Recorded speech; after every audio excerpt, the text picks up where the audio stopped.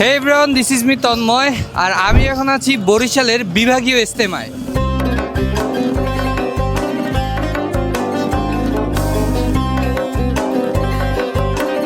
3 দিন ব্যাপী এই ইজতেমাটা চলবে। আজকে 18 তারিখ।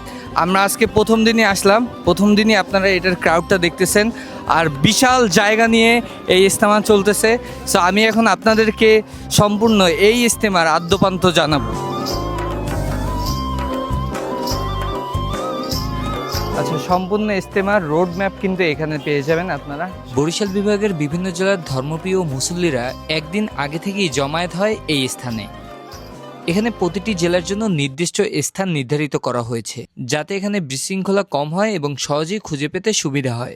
আগামী 3 দিনের জন্য তাদের খাওয়া দাওয়া সবকিছুই এইখানে। হ্যাঁ, এখানে যারা দূর দূরান্ত থেকে আসে তারা পরবর্তী 3 দিন থাকার প্রস্তুতি নিয়েই আসে। বিশেষ করে আমি একটা জিনিস লক্ষ্য করলাম, তাদের খাবারের ঘ্রাণটা আসলে অনেক লোভনীয়।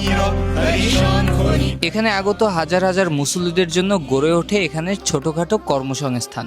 বিভিন্ন ধরনের খাবারের দোকান থেকে শুরু করে জামা কাপড়, ল্যাপটপ, সব দোকানই পেয়ে যাবেন এখানে। ব্যবসা বাণিজ্য ও হাজারো লোকের আগমনে এই জায়গাটি হয়ে ওঠে আরো সতেজ।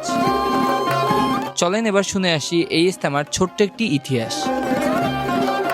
বাংলাদেশের সর্বপ্রথম ইজতেমা শুরু হয় 1954 সালে। পরবর্তীতে 1958 সালে সেটা নেওয়া হয় নারায়ণগঞ্জে। পরবর্তীতে স্থায়ীভাবে 1967 সালে ঢাকার তুরাগ নদীর তীরে আয়োজিত করা হয় এই বিশ্ব ইজতেমার। এর পরবর্তীতে বিকেন্দ্রীয়করণের মাধ্যমে ও ঢাকামুখী জনগণের চাপ কমানোর জন্য বিভাগীয়ভাবে শুরু হয় এই ইজতেমা। আর সেই 2015 সাল থেকে শুরু করে প্রতি বছরই অনুষ্ঠিত হয়ে আসছে এই বিভাগীয় ইজতেমা।